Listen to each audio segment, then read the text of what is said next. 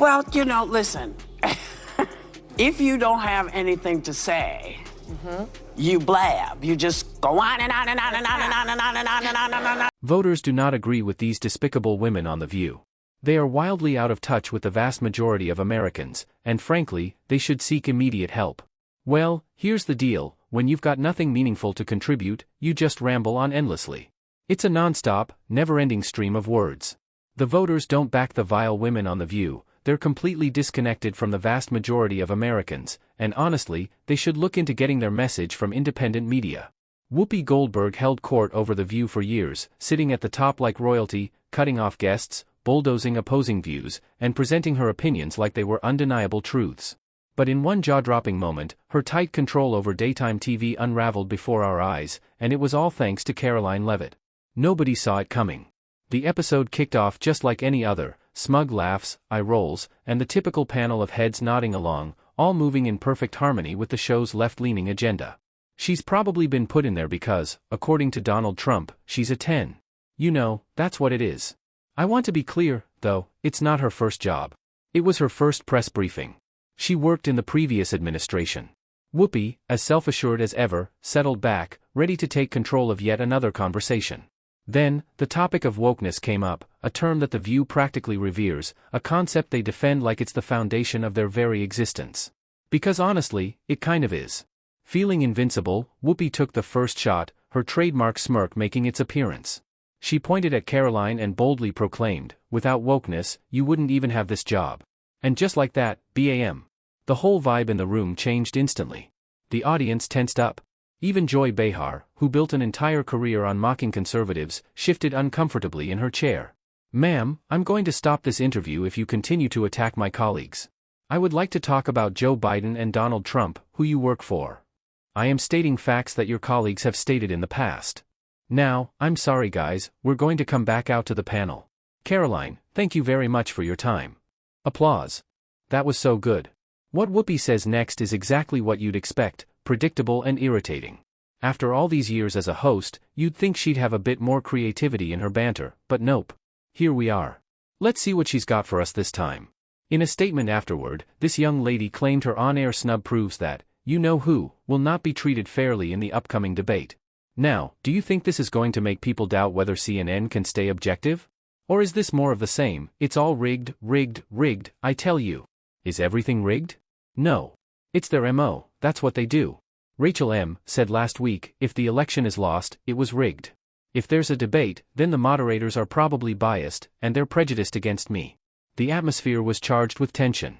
Everyone braced themselves for what was coming next, and let's just say, Whoopi wasn't prepared for the response she was about to get. This wasn't just a simple disagreement or a playful back and forth.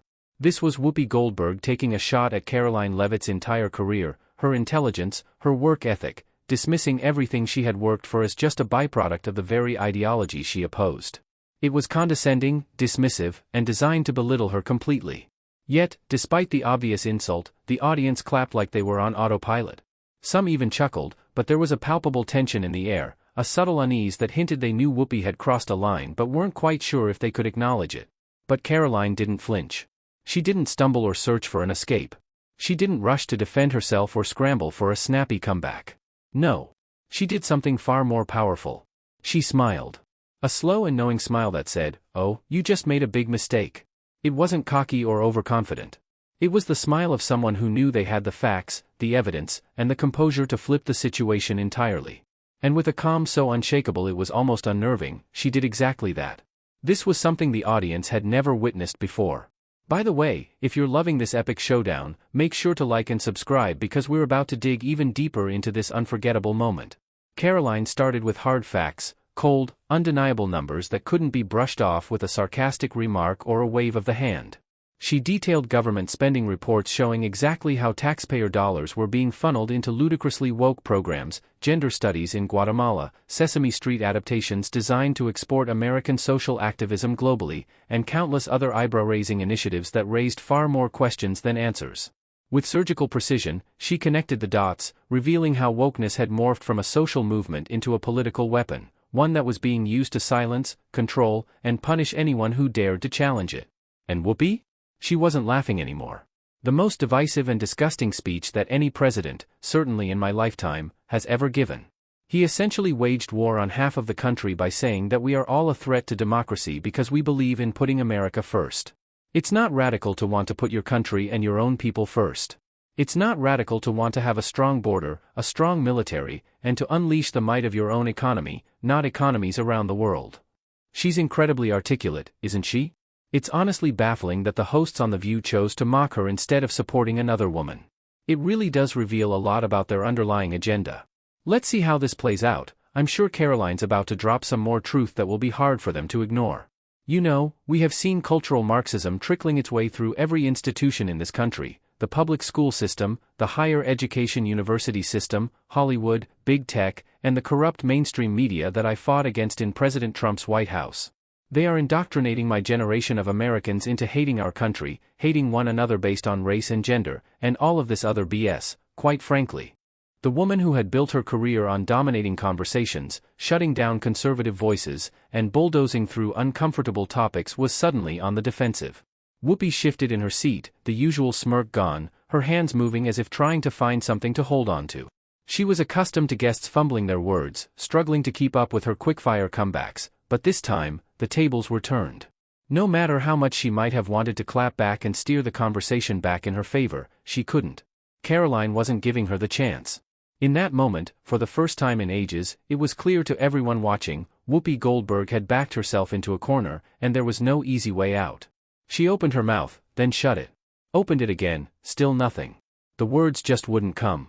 The audience, usually so quick to back her up with cheers, sat frozen in an uncomfortable silence. Even the most loyal fans of The View didn't know how to react. The energy in the room had shifted, and for once, no one knew whether they should laugh, clap, or just wait for Whoopi to say something, anything, to regain control. Even the camera crew hesitated. Should they zoom in on Whoopi's stunned expression, capturing the moment she realized she had trapped herself? Or cut to commercial and hope the viewers wouldn't notice? Whoopi, who was usually so quick with a snide remark or a dismissive gesture, sat stiffly in her chair, clearly wishing she could disappear into it. She had walked straight into a trap, and there was no easy way out. And here's the real question that Karoline had exposed: if wokeness is truly about diversity and inclusion, then why is it that conservative women are the ones being attacked? Why is it that those who preach tolerance turn vicious when confronted with someone who doesn't fall in line with their ideology? In that moment, Whoopi Goldberg realized she had no comeback, no sharp retort, no witty remark to turn the situation around. The silence dragged on, and everyone felt it. Desperate to recover, Joy Behar jumped in, trying to force out a nervous joke in a last-ditch attempt to break the tension. But the damage had already been done. Whoopi had done something that even she had never done before: she had completely unraveled on live television. Well, you know, listen, if you don't have anything to say, you blab. You just go on and on and that's what you hear. Yeah, when they don't have anything to hold you with, nothing to make you think about what they have to say, it's hard to watch, right? The way her arguments come across is so childish and dismissive, especially when faced with facts she can't easily rebut. It makes you wonder how someone like her continues to have such a strong voice and following. It's frustrating to see someone who so clearly lacks substance still holding onto a platform. Maybe it's the way she's been ingrained in daytime TV culture for so long, but at this point, you'd think she would have been replaced by someone who can bring more thoughtful discussion to the table. It's baffling. They talk at you, not to you, and that's what she was doing. And she was doing it, and it's not new. No. But everybody's hip to you all now. Now, And we are anticipating that you are not prepared. 'Cause you keep saying you're going, and you're preparing when you're on the trail. And the internet, the internet absolutely went wild. Memes, reaction clips, endless commentary. Within minutes, Whoopi's stunned reaction was all over social media, replayed on loop. But here's where it gets even more insane: this wasn't the first time Whoopi had gotten herself into hot water by running her mouth. Over the years, she's turned The View into a lawsuit factory, dragging ABC from one controversy to the next. From tone-deaf comments about the Holocaust to her bizarre defenses of questionable figures, Whoopi's been the center of some of the most scandalous moments the show has ever had. But nothing hit ABC harder than the recent wave of defamation lawsuits. First, it was Carrie Underwood. Then Elon Musk. And now, Karoline Leavitt. Each lawsuit piling up, one after the other, making it harder for ABC to ignore the costs of Whoopi's unchecked commentary. And the worst part? This time, Whoopi couldn't blame anyone else. She had no one to throw under the bus. Let's talk about Carrie Underwood. When Carrie performed at Trump's second swearing-in ceremony, Whoopi and her co-hosts attacked her mercilessly.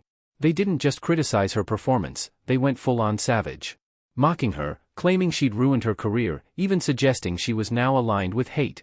The whole segment was a character assassination, and they expected Carrie to just sit back and take it.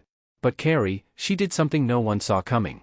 Instead of issuing some vague statement or a cryptic tweet, she filed a billion-dollar defamation lawsuit against The View. And when that case finally made it to court, something explosive surfaced, something that no one, not even Whoopi, was ready for. Made that, you saw live on this program yesterday, Joy Behar stirring the pot of controversy after saying this about Carrie. She's probably been put in there because, according to Donald Trump, she's a, that's what it is. Do you want to take this? So, you cannot be attractive and smart? I will try to give Joy the benefit, thank you, I try to give Joy the benefit of the doubt that she didn't see that briefing. Because if you saw that yesterday on numerous topics, no big binder, I think she might have had a different impression of this young woman who held her own. It's refreshing to see someone break free from the views scripted by us. Watching someone confidently stand their ground with facts feels like a win, especially when the usual voices start to unravel. It's satisfying to hear a different perspective free from the typical agenda. I mean, you would have to give her the benefit of the doubt that she did absolutely no research or reading about anything dealing with Karoline Leavitt before she made that remark. Because Karoline Leavitt worked, she went to St. Anselm College, she worked for WM Congress in New Hampshire, and she ran for Congress at the age of 25, putting on a very good campaign. Karoline's stats are impressive, and it's great to see her getting recognition. On the flip side, Whoopi's accomplishments are harder to define these days. While she had a strong start in acting, her recent contributions seem more about stirring controversy than offering meaningful dialogue. Her status on The View feels more about tenure than any real value she's adding now. It's tough to point to anything substantial she's done recently. She lost by 8 or 9 points, but she still put on a good campaign. Then, she was the press secretary for the Trump campaign, going on TV literally every day while heavily pregnant. And now, she's a new mother. Then she goes out yesterday and gives, again, this is speaking very objectively because I've watched every press secretary since going back to Marlon Fitzwater, yeah, I'm that old. And she went out there for her very first briefing at the age of 27 years old, the youngest press secretary ever, and did a terrific job. Leaked emails revealed that ABC had intentionally orchestrated the attack on Carrie Underwood to boost ratings. It wasn't an accidental slip, it was a calculated smear campaign designed to create controversy, spark outrage, and keep The View trending. When the truth surfaced, the industry was shaken. ABC executives went into full damage control, forced to settle for a massive undisclosed amount. Behind the scenes, whispers began about whether The View was even worth the trouble anymore. But just when they thought the storm had passed, Elon Musk happened. Whoopi and the host spent months portraying Musk as a dangerous figure and spread false claims about Twitter's policies under his ownership. Musk wasn't going to let that slide. He sued, and The View was back in crisis mode. Advertisers, once loyal to the show, started pulling back, tired of the constant scandals. The show's reputation as a ratings goldmine began to tarnish, and big-name sponsors started questioning whether it was worth the risk. As the lawsuits piled up, the cracks in The View grew deeper. The once unstoppable force led by Whoopi Goldberg was now crumbling. Now, with 3 lawsuits and advertisers jumping ship, the network found itself in full panic mode. The View was no longer the asset it once was, and ABC couldn't stop the spiral. Oh yeah, I would like this young lady, this is her first job, I would like her to do a little homework, Whoopi said. Because she said something yesterday that really pissed me off. And that was, she said, there will be no wokeness here. Oh yeah? Let me explain something to you, she continued. Because without that wokeness, you might not have that job. Yeah. Because women were not invited to that table. Women were not invited to many tables in this nation. She's talking in circles, but Karoline is the one truly standing up. She's the hero here, pushing back against all of this. The reason we fought and busted our behinds was to make sure that you didn't have to worry about this. And now, to hear you talk about it, to hear anybody talk about the wokeness was put in place for a reason. Because black people couldn't get into colleges. Because women could not get into the colleges they wanted to go to. This is all women, yeah. See, this is not just black or Asian women. This is all women. Women were not invited to this party. It was a man's world, and we busted our. Goldberg's time at The View came to an unexpected end. After years of dominating the show and silencing opposing views, the final blow came after her showdown with Karoline Leavitt, which exposed her weakness on live TV. ABC tried to spin it as a break for Whoopi, but it was clear she had been let go. The network was in damage control mode as advertisers pulled their support and loyal fans started questioning the show's future. With Whoopi gone, The View faces a major crossroads. Will they bring in someone like Whoopi to maintain the status quo, or will they finally change direction? Is this the beginning of the end for the show? Let us know your thoughts in the comments.